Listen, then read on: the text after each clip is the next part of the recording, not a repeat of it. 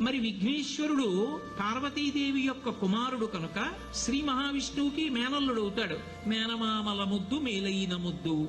ఓసారి ఎందుకో వైకుంఠానికి తీసుకెళ్లాడు.